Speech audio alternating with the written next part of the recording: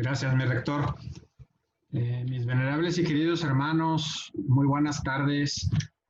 Hoy la noble, leal y centenaria, muy respetable Gran Logia Cosmos del estado de Chihuahua está de manteles largos, se engalana con la presencia de la doctora Patricia Galeana, que es la embajadora de México en Colombia y que además es una historiadora muy destacada y que nos viene a ofrecer una magna conferencia acerca de los tratados Maclean-Ocampo, que es un tema histórico doctoral de nuestras referencias como nación.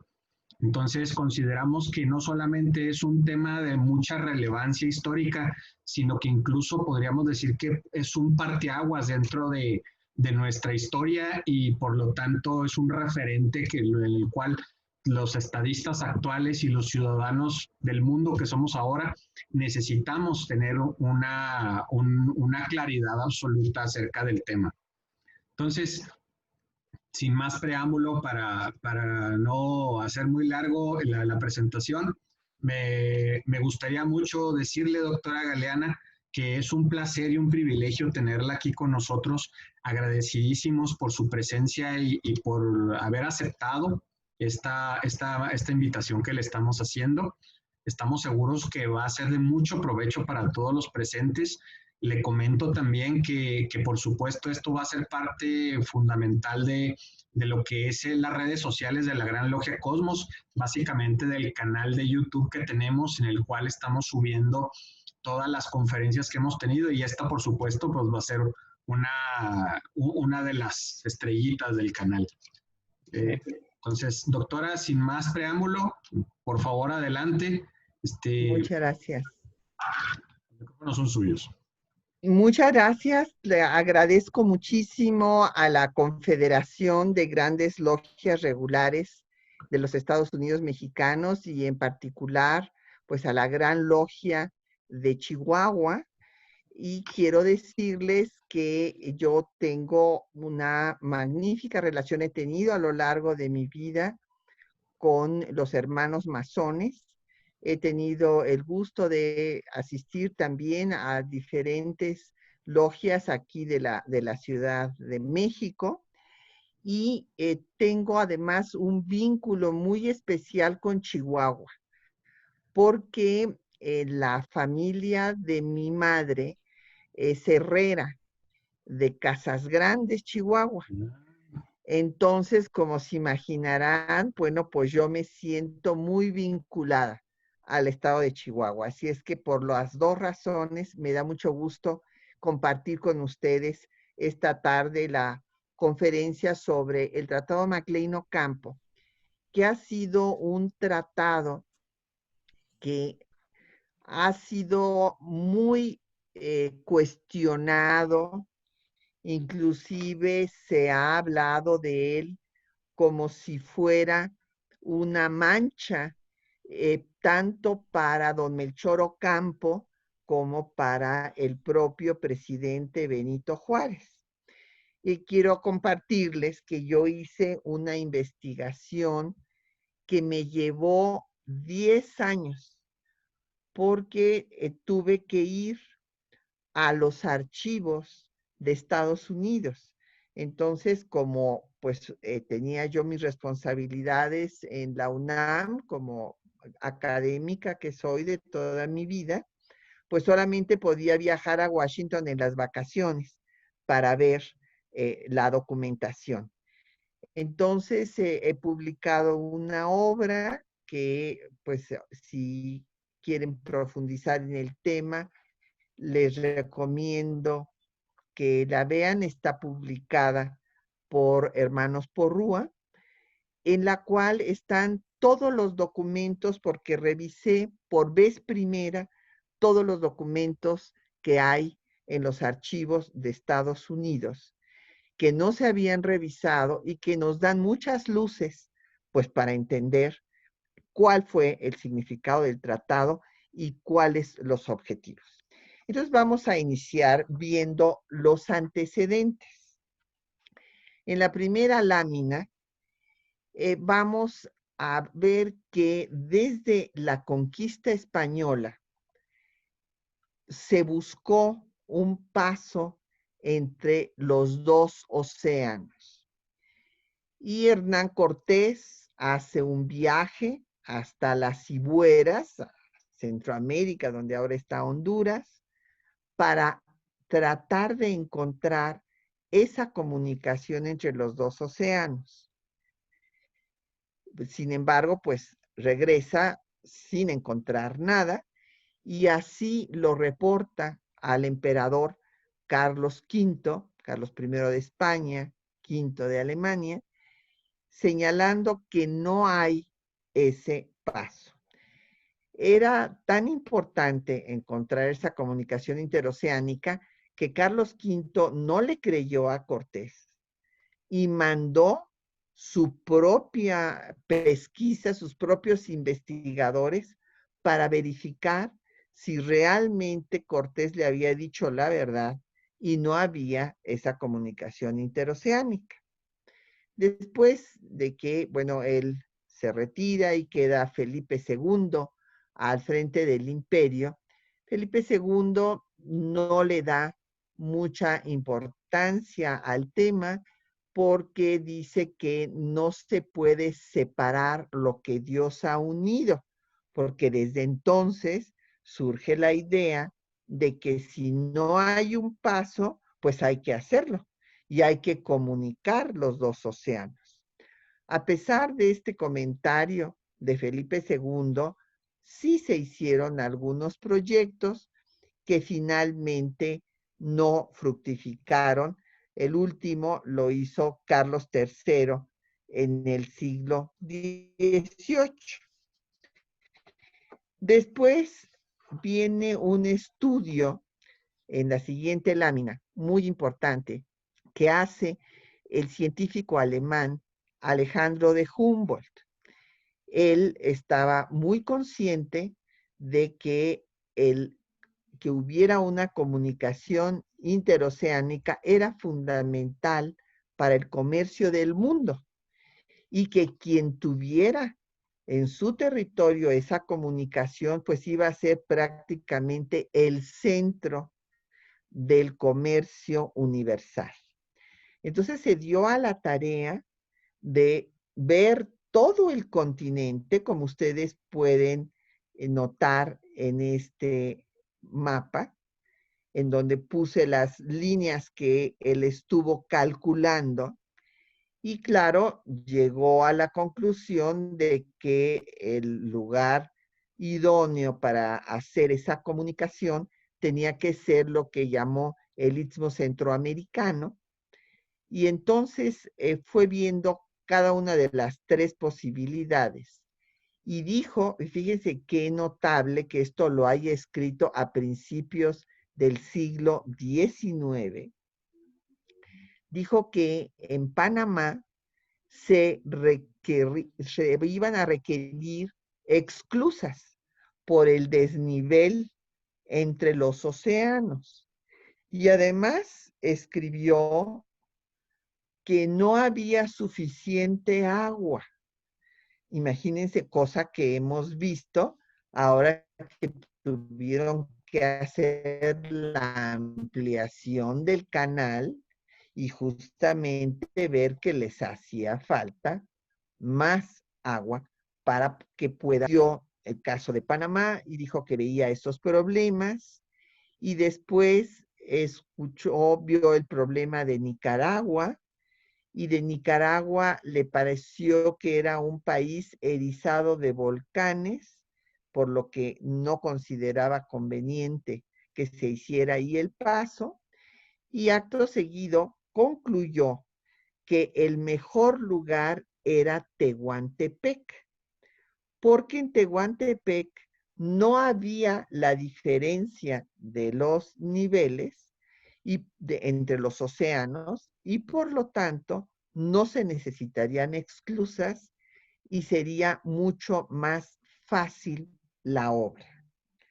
Él, desde luego, consideraba que quien tuviera pues este paso sería una potencia económica, como lo van a reiterar otros pensadores.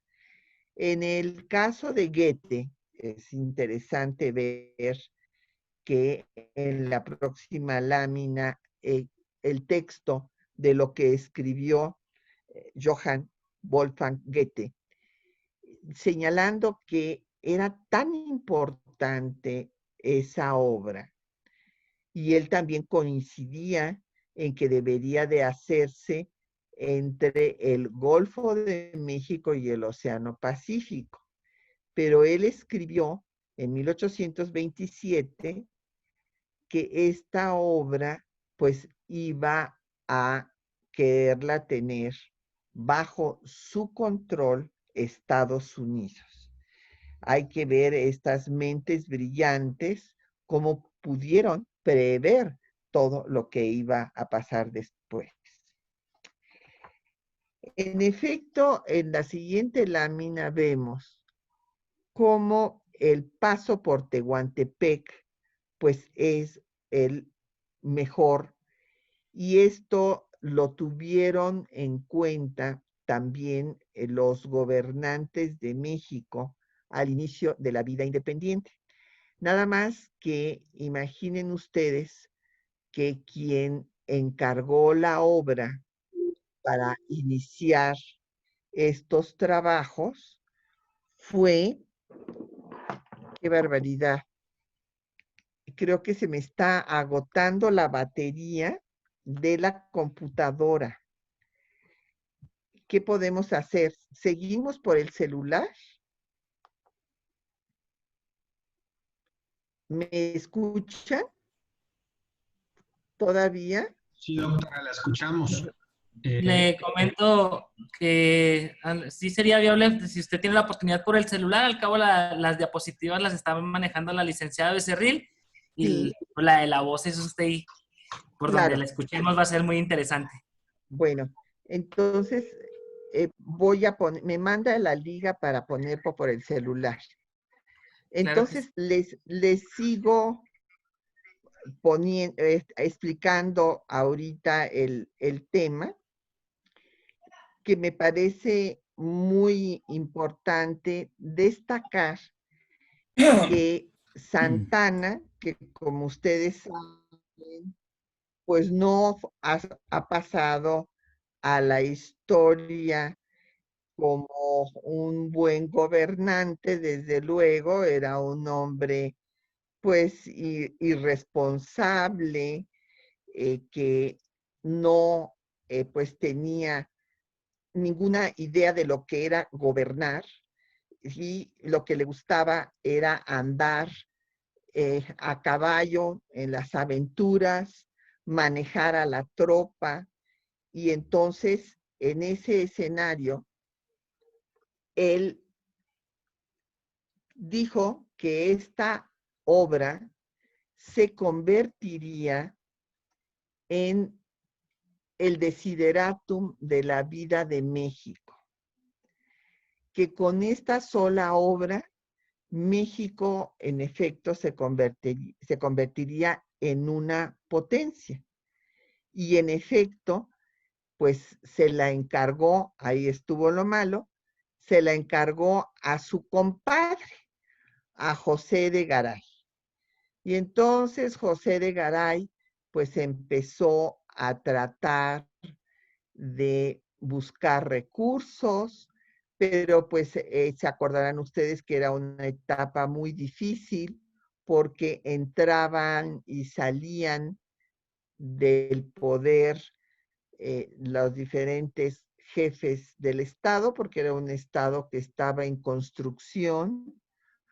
Había una gran inestabilidad política, y en esa inestabilidad política, desde luego que Santana se convirtió en el desideratum de la vida nacional, porque era el que controlaba a la tropa.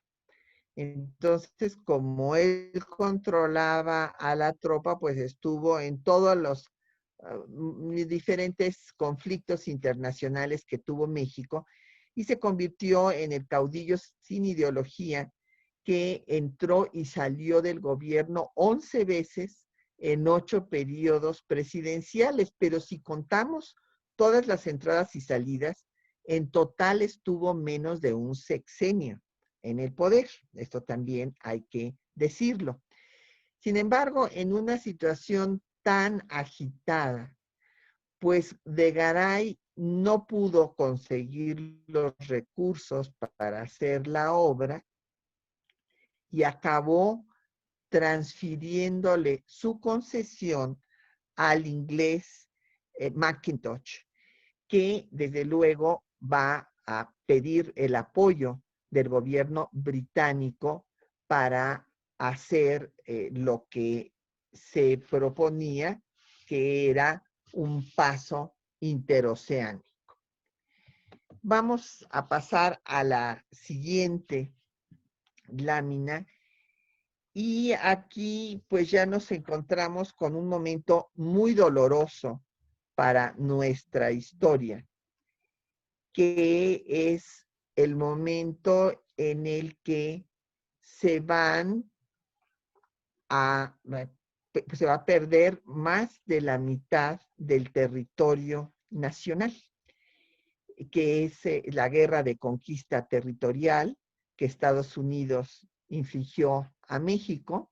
Ahí pueden ustedes ver todo lo que se perdió, pero hay que reconocer que a pesar de esta pérdida que correspondía al texto que les estoy poniendo de John O'Sullivan, que era un periodista del New York Herald, que decía que era el destino manifiesto de Estados Unidos apoderarse de todo el continente, así como un árbol tiene que extender sus ramas y sus raíces para crecer y desarrollar gobiernos que serán los gobiernos, el gobierno democrático por excelencia. Pues así Estados Unidos tenía el derecho de crecer en el continente americano, que parecía estar destinado por Dios para que fuera todo de Estados Unidos. Esto es, en esencia, en síntesis, el destino manifiesto. Pero en este tratado en el que México pierde, en efecto, más de la mitad de su territorio, es muy importante señalar que el tratado fue lo mejor que se pudo obtener después de haber pues perdido la guerra en una guerra absolutamente injusta y desigual. Porque, como ustedes verán, quedó unida la península de Baja California al territorio mexicano y no se perdió la península de Baja California, que la querían también en ese momento, ni se perdió el Istmo de Tehuantepec, que también lo habían querido incluir en el tratado. Y no se perdió porque justo los ingleses estaban pensando si hacían ellos el paso o no lo hacían, y por eso no quisieron que la concesión que tenía Mackintosh pasara a manos de Estados Unidos. Entonces, por todo eso, se salvó Tehuantepec de entrar en el Tratado de Guadalupe Hidalgo. Sin embargo, el acoso continuará. O sea, en la siguiente lámina podemos ver cómo no habían quedado todavía satisfechos con el territorio adquirido y cuando quisieron comunicar su territorio del este con el del oeste, pues se les atravesaban las montañas rocallosas.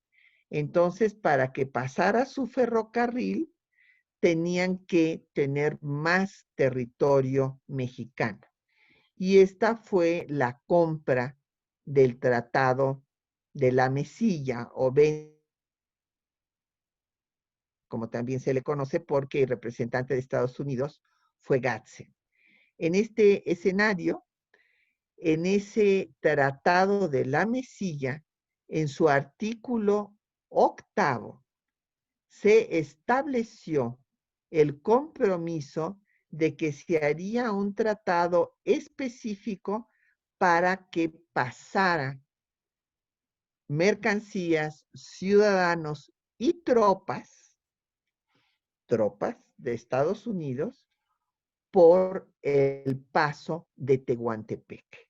Esto quedó, pues, comprometido en el Tratado de la Mesilla. En 1859, en la siguiente lámina, vemos cómo México, en este proceso de construcción de su Estado nacional, va a tener un enfrentamiento frontal en una guerra civil, cuando en 1857 se promulga la primera constitución en la historia de México que no establece la intolerancia religiosa. Y esto es desconocido por la Iglesia Católica, que condena a esta constitución y excomulga a todo aquel que la jurara, y viene la guerra civil, en la cual el país se divide en dos partes y los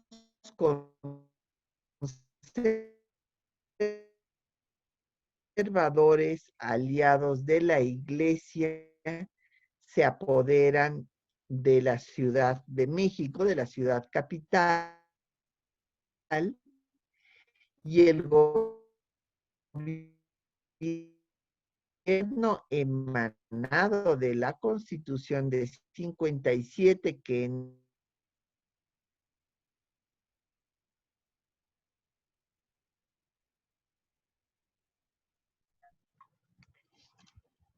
es necesario ver estas fechas para que nos demos cuenta lo difícil de la situación de México.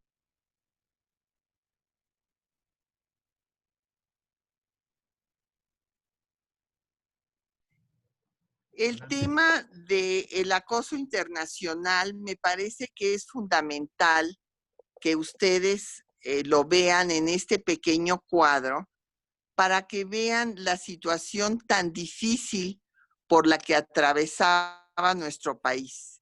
Imaginen que después de que concluye su guerra de 11 años para conseguir la independencia, pasaron 15 años más para que España la reconociera.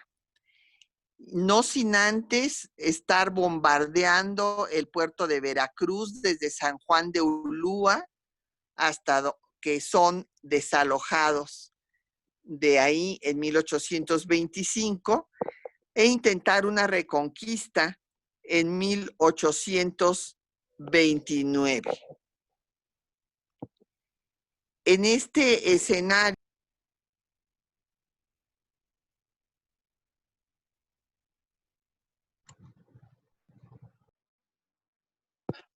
¿sí me escuchan?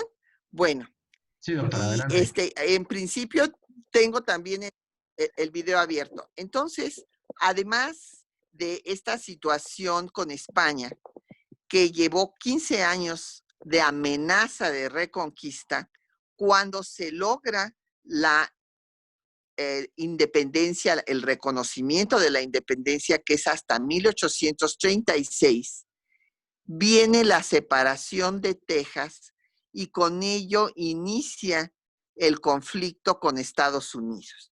Porque como saben, Texas después se va a unir a Estados Unidos, va a alegar límites que no eran los correctos, y esto va a llevar a la guerra de conquista territorial. En el ínterin, Francia bloquea Veracruz en 38. Viene la pérdida de Estados Unidos y después la compra de la Mesilla, que ya dijimos que hacía falta para su ferrocarril que comunicara justamente sus posesiones del este con las del oeste. Y en este Tratado de la Mesilla se establece ya que va a haber un tratado especial para que Estados Unidos pueda entrar al Istmo de Tehuantepec con mercancías, tropas y personas. Después ya vendrá la intervención francesa, que ese no es ahorita el tema que nos toca tratar. Entonces, es muy importante que vean que fue en este escenario cuando viene el Tratado McLean-Ocampo, porque el gobierno de Juárez está en Veracruz al borde de desaparecer, y es entonces cuando México busca el reconocimiento de Estados Unidos. De hecho, esto fue una práctica que se llevó a cabo durante todo el siglo XIX y todo el siglo, pues hasta también el inicio del siglo XX, después de la Revolución, que cada vez que había un cambio de gobierno, se tenía que reconocer nuevamente a ese gobierno, y esto era objeto de negociaciones, y las grandes potencias exigían que México les diera algo a cambio del reconocimiento. Entonces, en ese momento, en el momento de la guerra civil, y cuando el gobierno de Juárez está en Veracruz a punto de desaparecer, pues vienen los representantes de Estados Unidos para ver si el gobierno de México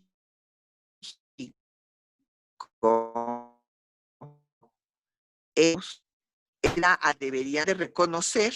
Y debo decirles que primero ya habían reconocido al gobierno conservador de la Ciudad de México. Fue una larga negociación de Melchor Ocampo la que les hizo ver que no estaban haciendo una buena jugada política, reconociendo a un gobierno conservador que era enemigo de Estados Unidos, puesto que era aliado de Roma y veía a Estados Unidos como el gran enemigo sajón y protestante. En ese escenario, pues mandan primero a William Churchill a Veracruz, y lo que pide Churchill a cambio del reconocimiento es nada menos que la mitad de Chihuahua. Fíjense, la mitad de Chihuahua, Sonora, la península de Baja California y Tehuantepec. Entonces, esto pues era terrible. Melchor Ocampo hizo una negociación magnífica para convencerlos que de ninguna manera iban a vender ningún milímetro del territorio nacional, puesto que además, si hicieran semejante traición a México, serían desconocidos, y de todas maneras el tratado no serviría de nada. Así las cosas, pues Churchill se fue a Washington después de visitar Veracruz, y vino el nuevo representante, que fue Robert McLean. Robert McLean hizo las mismas demandas que había iniciado Churchill, y desde luego el gobierno de Juárez se rehusó tanto a vender territorio como a cambiar la frontera que se había establecido en el Tratado Guadalupe Hidalgo. Y además vamos a tener otro asunto en la próxima lámina, que es de la mayor importancia para entender la coyuntura en la que se encontraba el gobierno de la República. Resulta que en marzo de 1859 tienen conocimiento de que el representante del gobierno conservador, Gutiérrez de Estrada, ha logrado entrevistarse con Napoleón III para pactar su intervención a fin de establecer en México un segundo imperio. Andrés Oseguera, que era un gran amigo de Ocampo, le confirma esta reunión y que ha sido a través del hijo del canciller Metternich, el príncipe Metternich, y que los franceses van a intervenir en México. El representante en Washington del gobierno conservador, Gregorio Barandarian, y estos documentos son los que pude consultar, va a escribirle al gobierno conservador que le dé a Estados Unidos Tehuantepec para que Estados Unidos no reconozca a la República Liberal y siga reconociendo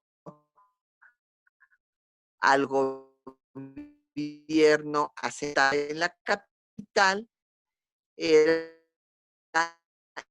el gobierno que debía pues tener el reconocimiento que esto no era así, porque cuando había triunfado la revolución de Ayutla, se encontraba Juan Álvarez en Cuernavaca y hasta allá había ido el representante de Estados Unidos a reconocerlo, o sea que todavía no estaba en la Ciudad de México. Y esto fue uno de los argumentos que hizo que los representantes de Estados Unidos fueran a Veracruz para negociar el reconocimiento con el gobierno juarista. Entonces, dense cuenta la coyuntura.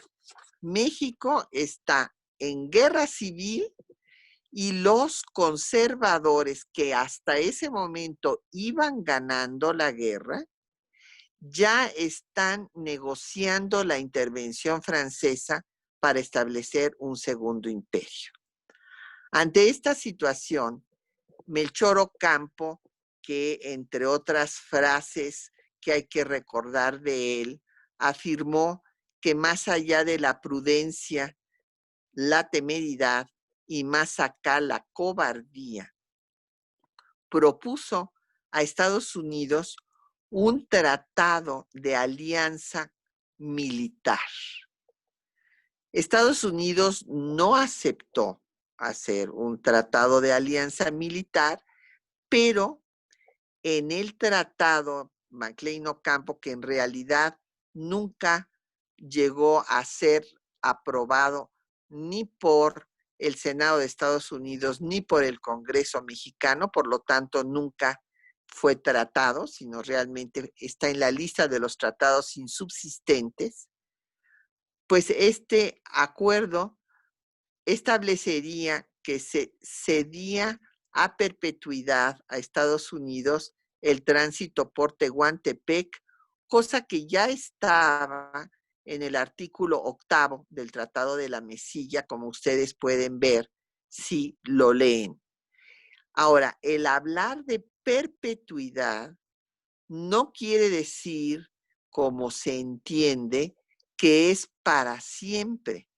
En los tratados internacionales, cuando se usa la perpetuidad, es cuando no se establece el fin del tratado.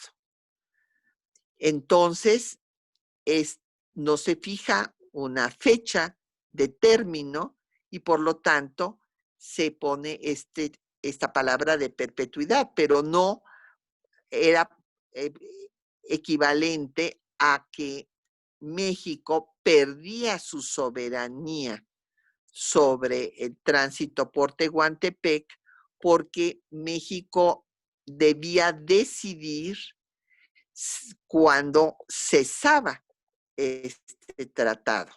Entonces, de otra forma, habría sido igual que vender el Istmo de Tehuantepec.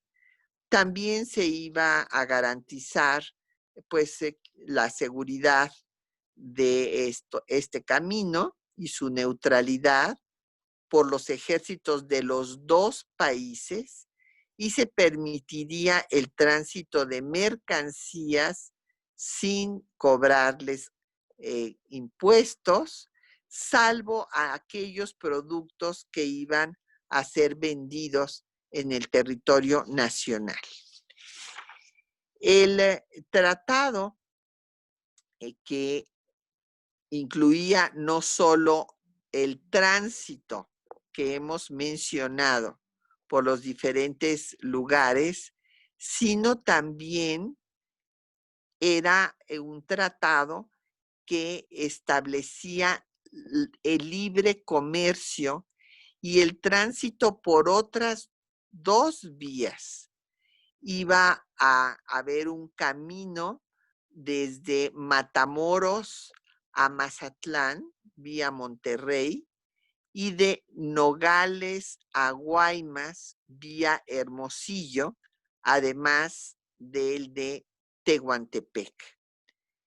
Y el Senado de Estados Unidos decidiría la lista de los productos que iban a ser ya producto de que habría sido el TLC de diciembre de 1859, ahora que estamos entrando en el nuevo tratado.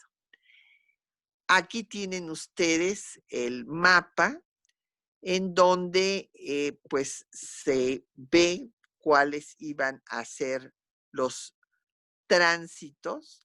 En lugar de un tratado de venta de territorio, como había sido el de Damesilla, se daba el tratado de tránsito ya comprometido en el Tratado de la Mesilla y se establecía el libre comercio de los productos que establecerían los dos gobiernos.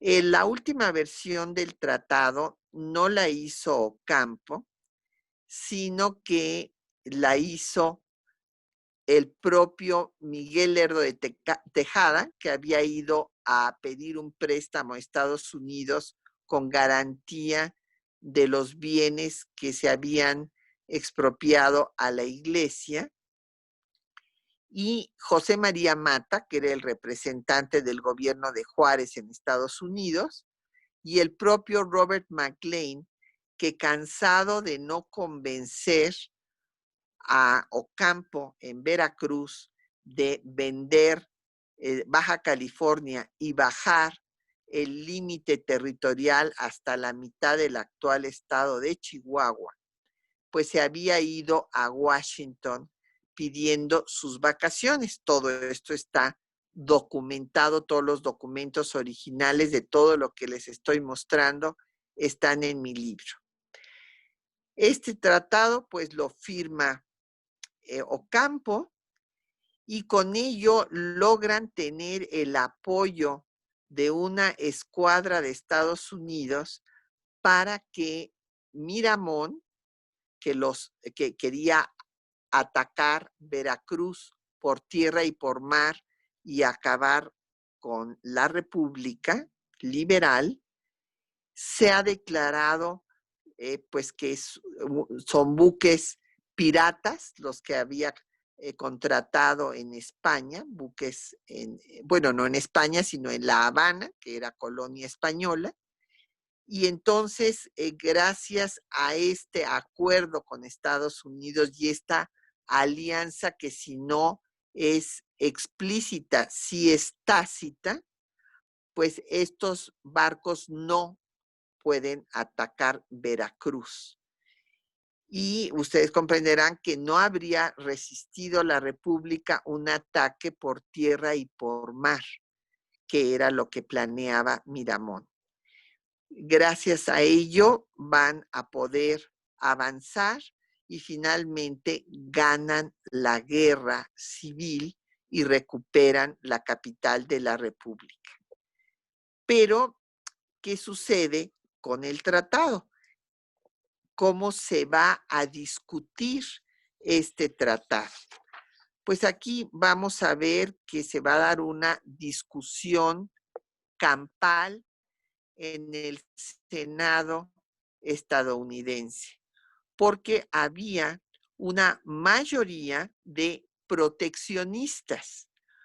Los proteccionistas habían sido los seguidores de Alexander Hamilton. Alexander Hamilton había señalado cuando recién se independiza Estados Unidos que no convenía a esta nueva nación americana firmar un convenio de libre comercio con los ingleses, porque si se firmaba este convenio, los ingleses se iban a adueñar de la economía de Estados Unidos, que por lo tanto lo que se necesitaba era que el Estado apoyara al desarrollo industrial y protegiera el desarrollo comercial y económico en general de la nueva nación. Este proteccionismo subsiste hasta nuestros días y todavía hay muchas personas que lo defienden en contra de un libre comercio. Había, en efecto, partidarios también del libre comercio, como fue el caso del senador de Rhode Island, Simons, que sí estaba de acuerdo con el libre comercio, quería que primero se estableciera por 10 años y que no fuera nada más en una zona, sino en todo el territorio nacional. Sin embargo, a la hora de la votación en el Senado de Estados Unidos, ganan los proteccionistas. Y los proteccionistas que lo mismo eran republicanos que demócratas. El Partido Republicano acababa de nacer. Y lo mismo eran del norte que del sur. En ese escenario, el Senado en ese momento, pues, tiene que cerrar la página del tratado, pero después, en mayo, le dicen a Juárez que por qué no lo vuelven a presentar, porque pueden haber negociaciones con los proteccionistas para sacarlo adelante. O sea, la razón por la cual se rechazó fue porque se establecía el libre comercio y los proteccionistas consideraban que eso era contrario a los intereses de Estados Unidos, del desarrollo de su industria, de su economía, de su comercio. Y cuando le proponen a Juárez volverlo a presentar, Juan Antonio de la Fuente se opone porque Juárez reúne a todos sus ministros para ver qué piensan. Juan Antonio de la Fuente se opone y como ya habían ganado la guerra civil, Juárez considera que no debe de volverse a presentar. Y entonces queda ya sin aprobación este tratado y desde entonces quedó la imagen de que era un peligro hacer un tratado para que hubiera el paso por Tehuantepec, porque México podía perder su soberanía. Y bueno, pues después en tiempos de Porfirio Díaz se hizo un ferrocarril, que lo hizo el inglés Pearson, pero el uso de este ferrocarril pues fue muy corto porque estalla la revolución en 1910 y después en 1914 se inaugura el Canal de Panamá y en 20 este ferrocarril transoceánico se incorpora a los ferrocarriles nacionales de México.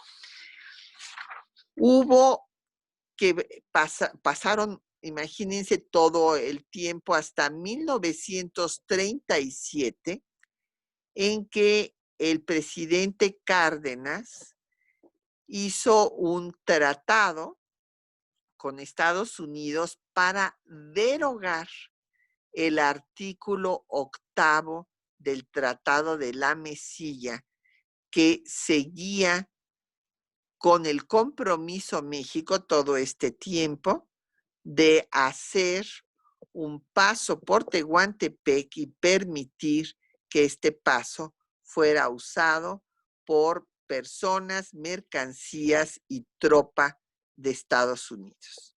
Esto finalmente se va a derogar hasta 1937. A lo largo del siglo XX, hubo infinidad de proyectos para hacer nuevamente un paso ágil. Ya no se trataba de ninguna manera de hacer un canal. Desde que se hizo el ferrocarril, lo que se buscaba era que hubiera puertos que recibieran a los buques internacionales, tanto en Coatzacoalcos como en Veracruz, y hubo diversos proyectos en 1980, en los 90, en el 2000 hubo 2 y finalmente ninguno de ellos se pudo concretar. Ahora, como ustedes saben, está el proyecto del corredor interoceánico del Istmo de Tehuantepec, que pues va a retomar este proyecto que desde tiempos de Hernán Cortés y de Humboldt se ha pensado como un tránsito importantísimo que es necesario porque, como ustedes saben, a pesar de la ampliación en el Canal de Panamá, los barcos tienen que hacer cola por semanas para poder atravesarlo, a pesar de la ampliación. También Nicaragua por eso negoció con China hacer otro paso que finalmente no se ha concretado, y ahora se tiene este proyecto del corredor transísmico que se piensa concluir en 2023. Para concluir, pues hay que recordar que Melchor Ocampo fue un gran defensor de los intereses de México contra todo lo que se ha dicho. El tratado MacLean-Ocampo no era un tratado que perdía la soberanía sobre Tehuantepec, sino era un tratado de tránsito comercial y también encubiertamente una alianza militar para enfrentar a la intervención francesa, y pretendió ser un tratado también de libre comercio. Como dijo Melchor Ocampo, México debe ser, puede ser, será una nación grande. Es una nación grande por todos los hombres y mujeres que han sabido defender su soberanía nacional. Muchas gracias por su atención y bueno, pues estoy en la mejor disposición de contestar a las preguntas que les haya podido dejar esta exposición. Muchísimas gracias, doctora, por su investigación, por la participación y por compartir con nosotros este resultado que, como comentó usted al principio, tiene ya, que duró 10 años en elaborarlo, y voy a, con gusto, a compartirle algunas de las preguntas que fueron surgiendo en el orden de aparición aquí durante el chat. Y la primera pregunta que se le hace llegar es por parte de Eduardo Retiz Licona del Valle de México, y le comparto el mensaje como lo expresa él aquí. Doctora, en principio agradecer su brillante exposición y preguntarle cuál sería su postura sobre los que afirman que este tratado fue un acto entreguista? Pues que están totalmente equivocados porque no conocen pues todos los antecedentes. No saben que el tratado ya, vamos, el paso por Tehuantepec ya había sido negociado y aprobado en el Tratado de la Mesilla. Y hay que decir que el Tratado de la Mesilla sí fue un tratado aprobado por los dos congresos, el de Estados Unidos y el de México. Y tan surtió efectos que México perdió la Mesilla. Y entonces en ese tratado había el compromiso del paso por Tehuantepec. Por lo tanto, la situación de México, básicamente de la República Mexicana, en plena guerra civil, a punto de desaparecer, ahí frente al abismo en Veracruz, pues logran hacer la mejor negociación posible. Y fíjense ustedes que gracias a esa negociación, pues Chihuahua es el estado más grande de la República y no se vio reducido a la mitad de su tamaño y no perdimos Baja California.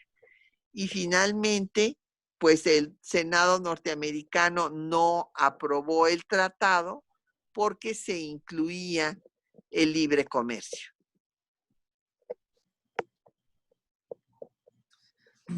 Muchísimas gracias, doctora, por la respuesta. Un saludo a mi hermano Eduardo Retiz, hasta allá, hasta el Valle de México. Jesús Hernández de Culiacán nos manda la siguiente pregunta, doctora.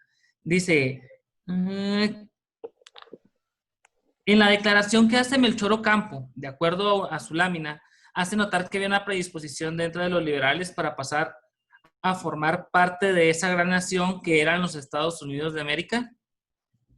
No. ¿Qué nos comenta de estas posturas y por parte del grupo liberal en ese momento? Los liberales, y ahí lo puse y les puedo leer los textos del propio Ocampo. Ocampo lo que decía era que Estados Unidos iba a ser la primera potencia del mundo. Esto lo vio con toda claridad. Y también señalaba que para que hubiera una buena relación entre los dos países, tenían que hacerle ver a Estados Unidos que México no era su enemigo. Por eso dice que caminemos por el mismo camino liberal. Y que cuando vean que nosotros no estamos como los conservadores en contra de su país, ya no nos van a atacar y podremos pues ser buenos socios, porque lo que estaba planteando era que hubiera una integración comercial, un libre comercio entre los productos de los dos países. Entonces, como ven ustedes, tenía una visión pues que fue premonitoria. En primer lugar, sí se convirtió Estados Unidos en una potencia de primer orden y también pues ha prevalecido el libre comercio. Muchísimas gracias, doctora.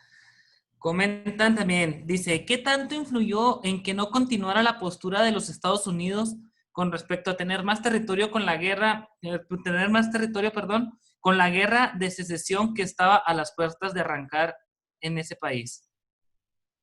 Bueno, precisamente el haberle quitado a México la cantidad de territorio que le quitaron es lo que llevó en buena parte a la guerra de secesión, porque se dio una, pues, ¿cómo les podría yo decir? Un desequilibrio entre los estados del norte antiesclavistas y los del sur esclavistas, y esta adquisición por medio de la guerra de conquista territorial que hicieron, pues fue una de las causas que les llevó a la guerra de secesión. Muchísimas gracias. Nos comenta Oscar Chacón. Hay un paso hacia el Golfo desde Arizona. Es desde Lukeville, Sonoita a Puerto Peñasco o Rocky Point, que se hizo efectivo antes de la Segunda Guerra Mundial. De hecho, en Estados Unidos pavimentó la carretera desde Sonoita a Puerto Peñasco. Pregunta, ¿en qué parte del tratado se habla de este paso? No, de ese paso no se habla. Ya había yo mencionado los 3 pasos que se planteaban, el de Tehuantepec, el de Matamoros a Mazatlán y el de que se hacía entre Guaymas y Nogales. Gracias, doctora. O Nogales y Guaymas. Nogales. Dice Luis Santillano Olvera, ¿cuál es la postura conservadora actualmente? Siempre ha habido una postura conservadora, pues anti Estados Unidos, porque hay esta actitud, pues de la iglesia mayoritaria.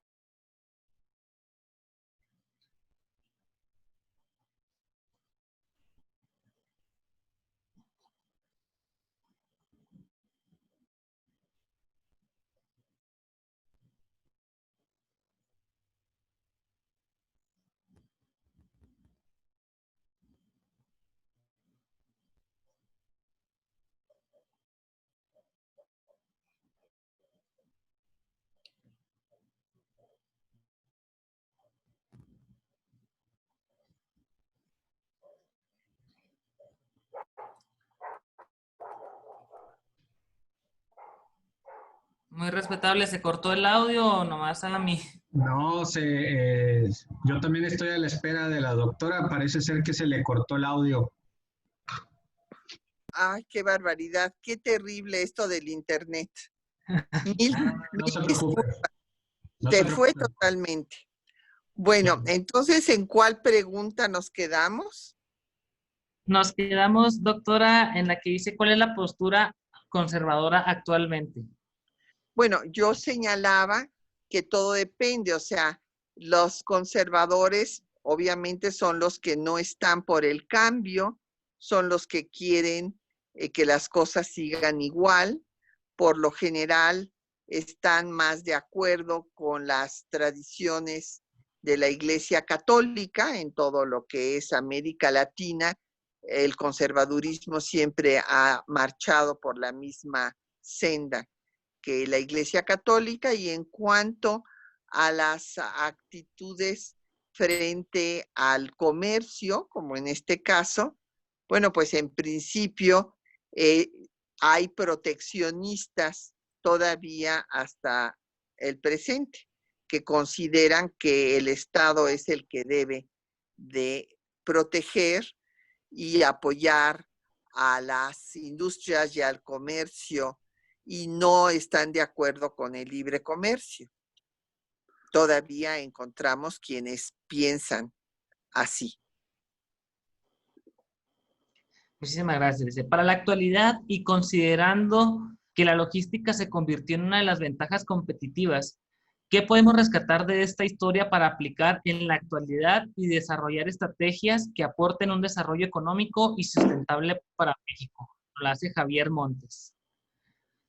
Bueno, evidentemente yo no soy, los historiadores estudiamos el pasado para comprender nuestro presente y actuar en él, pero pues decir cuáles son las estrategias es difícil, porque además no soy economista, sino historiadora. Pero evidentemente estamos viviendo un momento inédito en la historia de la humanidad, que esta crisis sanitaria no solamente nos ha causado ya miles de vidas, sino que va a tener efectos económicos devastadores y va a acentuar pues las diferencias entre los países más desarrollados y los países menos desarrollados. Así es que vamos a vivir efectos económicos, efectos sociales e incluso políticos. Entonces, en este escenario nuevo, pues hay que instrumentar soluciones nuevas que lo primero que tienen que tomar en cuenta es la conservación de nuestro planeta. O sea, la agenda internacional debe de seguir teniendo como meta la paz, la tranquilidad, la seguridad de las naciones y de los pueblos, pero también la conservación del planeta, que es un tema que ahora debe ser prioritario en la agenda internacional. Muchísimas gracias, doctora. Me hay algunas preguntas que eran repetitivas, se encajonaron ahí en algunas de que ya se le hicieron llegar. Los demás son agradecimientos, son felicitaciones, reconocimiento por la trayectoria que tiene usted como historiadora, investigadora y actualmente embajadora de México en Colombia. Y a mí me gustaría, doctora, si nos pudiera compartir si existen redes sociales donde seguirla. Ya ahorita hicimos comercial, compartimos una liga donde pudiéramos adquirir las obras literarias históricas que ha generado, y si hay algunas redes sociales donde pudiéramos seguirla para estar al pendiente sobre más temas. Sí, como no, yo tengo, bueno, desde luego está mi página en donde pueden ustedes ver algunas de las obras que he publicado, que es patriciagaleana.net, y me pueden seguir en Twitter, en Patricia Galeana, embajadora de México en Colombia, o en Facebook, en donde también pues difundimos las actividades que hacemos. Muchísimas gracias, doctora. Antes de despedirla, quisiéramos también concederle la palabra, que tiene un mensaje, el presidente de la Confederación de Grandes Logias Regulares de los Estados Unidos Mexicanos, que es el hermano Ismael Gutiérrez Loera, que está aquí para también compartir un mensaje con usted y con el auditorio que nos acompaña el día de hoy. Mi querido hermano Ismael, la palabra es concedida.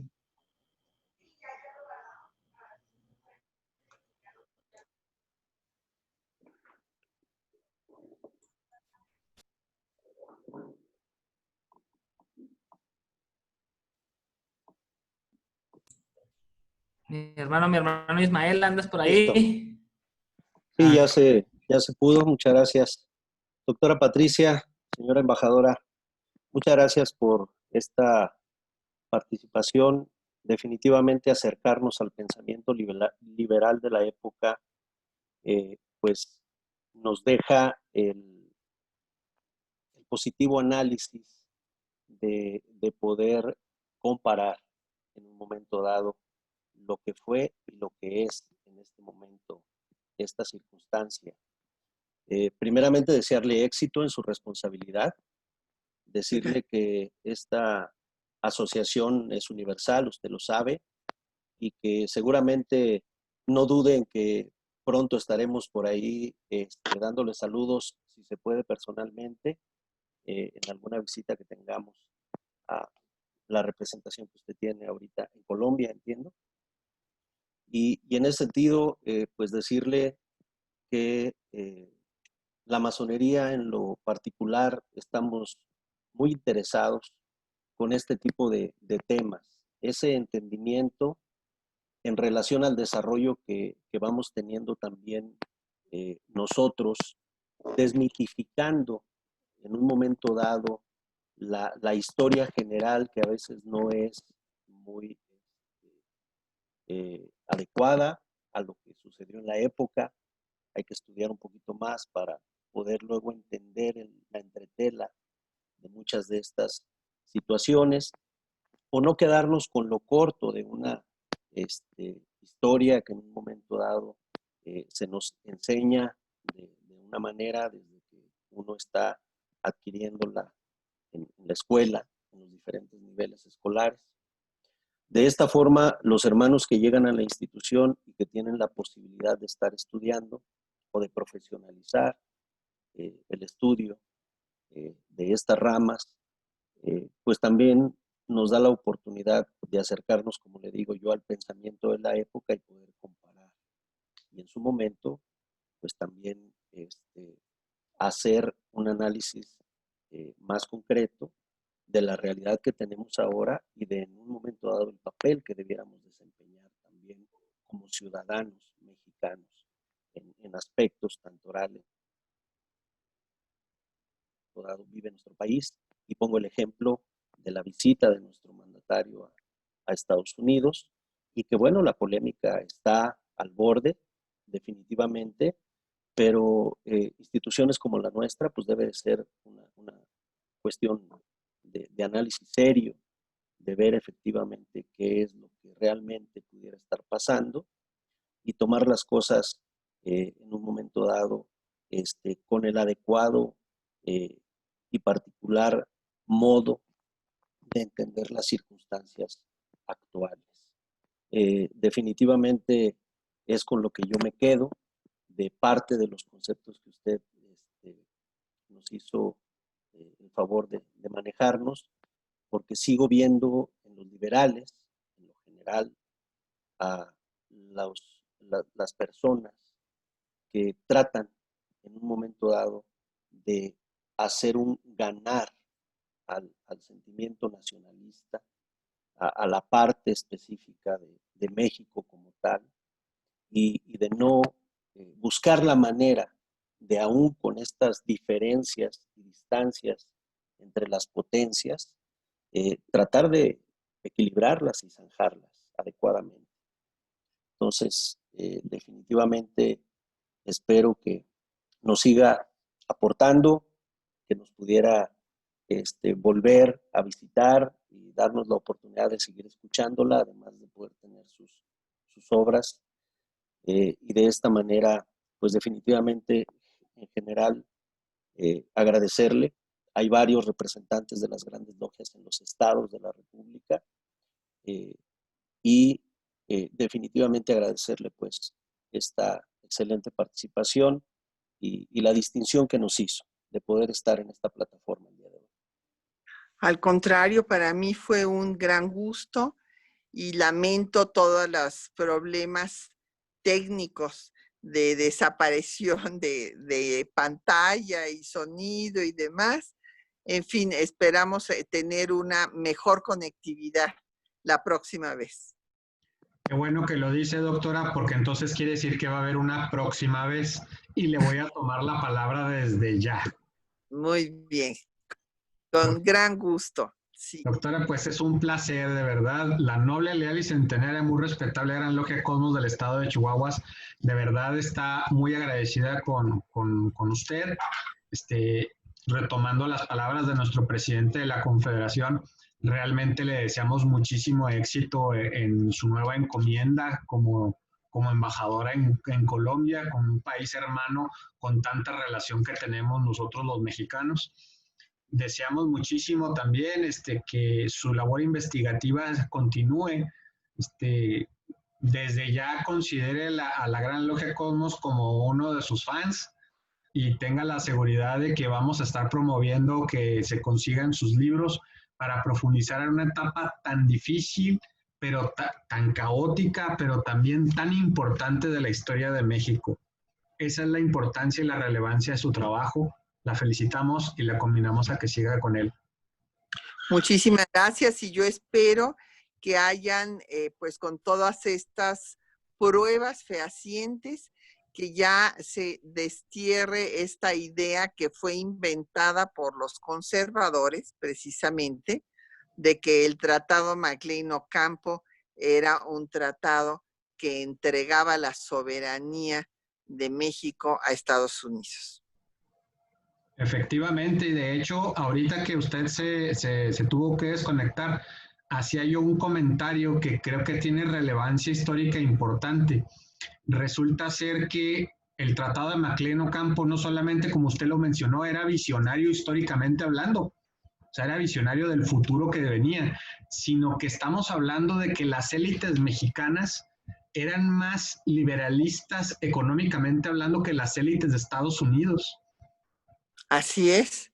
Sí, allá ganaron los proteccionistas y a veces quienes no profundizaron, nunca han ido, algunos de mis colegas, a ver los archivos de Estados Unidos, pues sus conclusiones son equivocadas, porque creen que las diferencias entre el norte y el sur fueron las que llevaron a que se rechazara el tratado, y no es cierto. Votaron en contra del tratado tanto los del norte como los del sur, tanto demócratas como republicanos, porque eran proteccionistas. Y los que estaban por el libre comercio eran una minoría. Ahora, una mera cuestión que me da curiosidad, por supuesto, no es necesariamente un área de estudio de la historia, pero simple especulación. Si el Senado de Estados Unidos hubiera aprobado el Tratado Maclean Ocampo, ¿qué hubiera cambiado inmediatamente a corto, mediano y largo plazo en la historia, según usted? Bueno, primero que nada, a pesar de que lo hubiera aprobado el Senado, tenía que reunirse el Congreso de México para aprobarlo también. Y eso, pues, faltaba todavía tiempo. Pero evidentemente, pues, hubiera llevado a una mayor relación de Estados Unidos con México frente a la intervención francesa, que pues ese es otro tema muy complicado, porque como Napoleón se espera hasta que estalle la guerra de secesión para mandar a sus tropas, entonces los Estados Unidos empezaron a venderle tropas a Francia en lugar de apoyar a México. Apoyaron a México hasta el final, cuando México ya estaba ganando. Eso es. Bueno, doctora, pues vamos a abrir los micrófonos. Sabemos de sus ocupaciones, no la queremos de ninguna manera forzar a que se quede. Sin embargo, pues la invitación está hecha. Si tiene usted alguna otra ocupación, nada más me gustaría mucho comentarle que nos vamos a poner de acuerdo con su asistente para hacerle llegar un pequeño reconocimiento de parte de la Gran Logia Cosmos por esta plática tan interesante que nos ha dado. Muchísimas gracias. Pues un gran gusto de haber estado con ustedes y les deseo, pues sobre todo, salud en este escenario en que nos encontramos. Igualmente, muchísimas gracias, familia, doctora. Hasta muy pronto. Eso esperamos. Muchas gracias, doctora. Muchísimas un abrazo hasta Colombia. Gracias. Antes de que se nos desconecte también la licenciada Quetzalín Becerril, un agradecimiento por estar en coordinación, y a nuestro hermano Audent también, que estuvo ahí al pendiente de los ejercicios que se estuvieron realizando. Licenciada Quetzalín, muchísimas gracias. Un abrazote hasta Bogotá, si no me equivoco, ahí es donde te encuentras ahorita, y te agradecemos mucho el apoyo y el respaldo para poder llevar a cabo esta plática que, si hubiéramos querido empatarla con la agenda del presidente hablando de tratados, se me hace que no lo hubiéramos atinado, ¿verdad? Entonces creo que nos salió de maravilla, y te agradecemos mucho la disposición y el apoyo. Muchas gracias a Hasta luego, que estés muy bien, muchos saludos, hasta luego. Gracias, licenciada, muy amable. Gracias, hasta luego. Pues, mis hermanos, agradecemos nuevamente la participación y el apoyo que tienen ustedes para llevar a cabo. Les reiteramos que los objetivos de la Academia Superior de Estudios Masónicos es fortalecer el ideal que tiene la muy respetable Gran Logia Cosmos del Estado de Chihuahua, hablando ahorita de nuestro muy respetable gran maestro Marcos Delgado Ríos, quien es el que ha motivado y que se ha estado buscando potenciar el conocimiento y las habilidades, las competencias del capital humano que cuentan las grandes logias en todo el orbe. Agradecemos infinitamente la participación de todos quienes hacen este posible, y le decimos, es complementar temas que son de fortalecimiento y análisis de la carrera masónica y complementarlos con temas laterales que nos ayudan a fortalecer la profesión y el ejercicio como ciudadanos, que es uno de los principios que marca nuestra orden. Agradecidos muchísimo por su apoyo. Y ahora sí, dijo muy respetable gran maestro, los micrófonos están abiertos.